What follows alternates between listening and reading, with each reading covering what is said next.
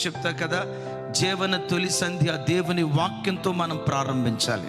ఆమేన్. ఎందుకు ప్రతిదినం వాక్యాన్ని ఆశ్రయించాలి?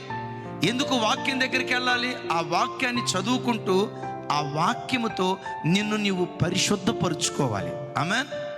ఆ వాక్యంతో నిన్ను నీవు పరిశుద్ధపరుచుకోవాలి. ఏ వాక్యం అయితే చదివావో ఆ దినమంతా ఆ వాక్యం నీ హృదయంలో పొంగి పొర్లుతూ ఉండాలి. వాక్యం ఎంత శక్తిభరితమైనదో చెప్పంటారా?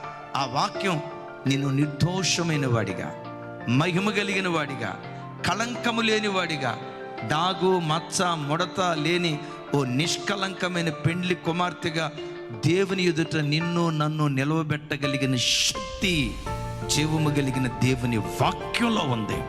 గట్టిగా చెప్తాం ఆమేన్. ఎప్పుడు హృదయ క్షేత్రాలు వాక్యం పొంగి ప్రవహిస్తూ ఉండాలి. ఒక అద్భుతం తెలుసా? సముద్రం ఎప్పుడు సచ్చిన శవాన్ని తన లోపట ఉంచుకోదు, మైలను తన లోపట ఉంచుకోదు. మీరు ఎక్కడైనా చూడండి, నట్టనడి సముద్రంలో ఒక వ్యక్తి చనిపోతే చచ్చిన శవాన్ని సముద్రము తన లోపట ఉంచుకోదు. మరి ఏం చేస్తుందయ్యా? దానిలో ఎగసిపడే ఆ అలల నీటి ప్రవాహం ఎక్కడో సముద్రపు నడిభాగాన ఉన్న ఆ శవాన్ని ఎత్తి ఎత్తి ఎత్తి ఎత్తి ఆ అలల ప్రవాహం కొట్టుకుంటూ బయటపడేస్తుంది, ఒడ్డును పడేస్తుంది.